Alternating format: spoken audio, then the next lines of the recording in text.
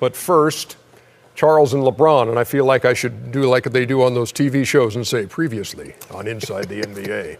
It all started 10 days ago. Cleveland gave up 70 first-half points, lost to the Pelicans, playing without Anthony Davis.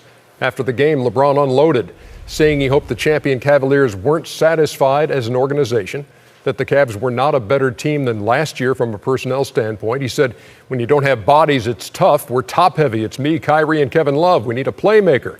I'm not singling anybody out, he said, but let's see if we can do something. Those comments from LeBron drew this response from Charles. LeBron James' comments were blank. Inappropriate, whiny, all the above. The Cleveland Cavaliers, they have given him everything he wanted. They have the highest payroll in NBA history. He wanted J.R. Smith last summer. They paid him. He wanted Shumpert last summer. They bought in Kyle Korver. He's the best player in the world. Does he want all the good players? He don't want to compete? And in response to that, this was LeBron James on Charles. He's a hater. What makes what he says credible? Because he's on TV, I'm not going to let him disrespect my legacy like that.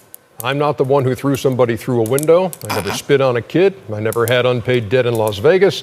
I never said I'm not a role model. I'm tired of biting my tongue. There's a new sheriff in town. And that brings us to this Thursday night inside Studio J. I didn't want to hear any preconceived. No, I think Shaq is laughing, but this is actually serious to me because I didn't want to hear any preconceived what you had to say. I want to hear it fresh, live, and direct. Okay. So, number one, I have no problem with what LeBron said. I have no problem. Everything's not true, but most of that is true. I've did some stupid things in my life. That being said, I've been doing this job for 15, 16 years. I have never said anything personal about a guy, and I'm never going to, ever.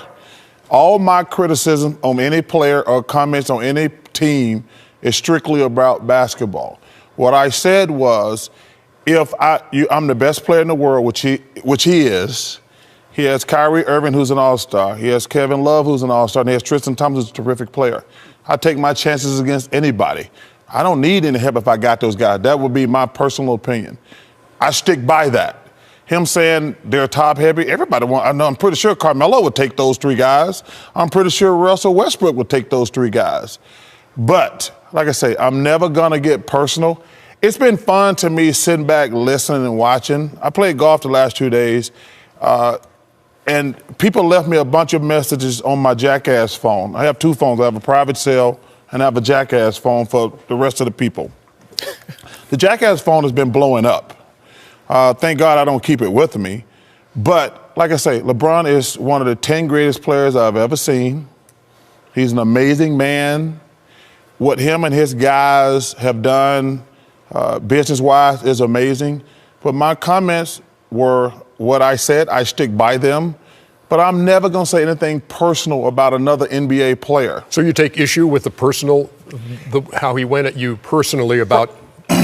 Do I take exception to it? Ernie, I've done some stupid things in my life. I have to live with that. But when you say, in our position, when you say stuff, people going to come back at you. Like I say, everything. Like, first of all, as my friends, I got great friends. Number one, I flunked Spanish in high school. And I lost Jeopardy to Martha Stewart. He left out a couple of things that I had did wrong in my life.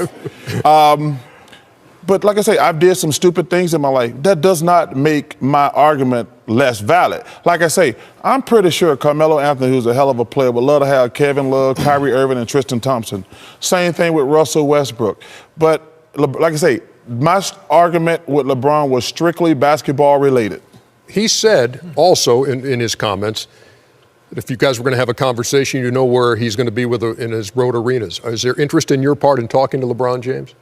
I've met LeBron James probably 10 times in my life. We have shaken hands and said hello. We do not have to be friends. I'm not friends with most of these young guys. But that being said, that does not mean that we have to say positive stuff about them all the time. I do understand they are really sensitive to today's players. Would you like to sit down with LeBron James and find a common ground or clear the air or Ernie, anybody who thinks my comments were unfair, I don't think they're unfair. Like I say, Carmelo Anthony doesn't have any help. Russell Westbrook don't have a lot of help. He's got Kyrie Irving, Kevin Love, and Tristan Thompson, and they are the defending champions. For him to say all the time, we don't have enough, I'm like, well, you're already the champs. You think I don't want to play with Kevin Love and Kyrie Irving and Tristan Thompson in my heyday? Yeah. I think, Charles, too, the one thing that he probably found, to me, from afar, it looked like he took exception to, was that he didn't want to compete. But I was watching it because I want to see it again, and it's just fresh again for me. The first 2 times you questioned it. Is it not that he doesn't want to compete? Which has been said in every barbershop, every place, and everywhere. And it happened to Kevin Durant. When he went to Golden State, people said, what, does Kevin Durant not want to compete? He's going to the Golden State Warriors? So he doesn't want to. So it's not something that people aren't saying or isn't thinking about. So that's why I took exception. I thought it was a little bit too far where LeBron had gone, because when you say you need help and you are the champs, people say that. They will think that. And because it came out from the back of his brain to the front of his mouth doesn't make it wrong. That's what I thought. And I took exception to maybe him being personal. No, Chuck made it personal when he said LeBron doesn't like to compete.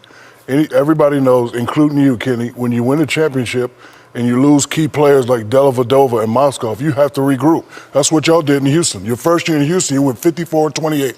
Then when y'all came back and everybody was busting your head, y'all got rid of and then you brought in Clyde Drexler. You have to regroup. Can I ask you a question? Yes. When Kevin Durant went to Golden State, did you say, does this guy not want to compete? No, I didn't say that. You didn't think that? No, I didn't say that. It never came across your mind? No, never came across my mind. Everybody I know it did. No, everybody I know it came across too. Again. So when he says that, it gives the same impression. I'm not saying that. I understand his perspective, Listen, Kenny, but you got to understand everyone else's perspective as well. Listen, when we are in charge and we have these conversations with our organizations, Chuck asked the question, do we want all the best players? You're damn right we do. You're damn right I want all the best players. When I kick it out to a guy, I want him to be a D. Scott or Glenn Rice. When I got a guard going up against a Westbrook, I want him to be GP. So to answer your question, do I want all the great players? Yes. It doesn't matter if you got the highest paid payroll. You want to win championships or you just want to win games and then, lose in the Eastern Conference Finals. You got to spend money to make money. Well, so you took it personal with that man, and that man took it personal with you. Well, it's over now. He said something, you said something, just let it go. Yeah, but I'm never going to get personal with him. You got personal. You said the man didn't compete. No, I'm saying, listen, he's got help.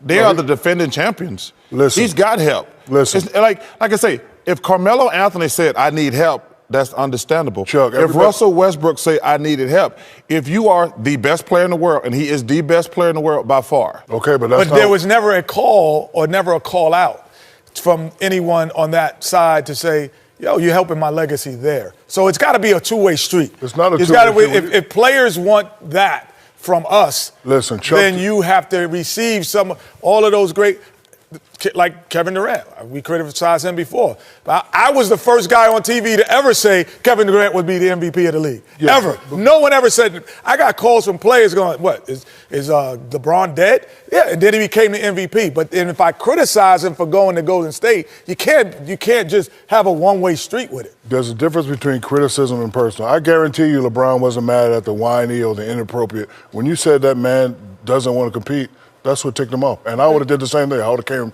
right back at your rack. I would have came up here and punched you in your face. That's what I would have did. Well, first of all, you're not a good fighter. I look at this big picture. I'll take my chances. If we lose to the Golden State Warriors or the Spurs and I got Kevin Love and Kyrie Irving and Tristan Thompson, I'm good.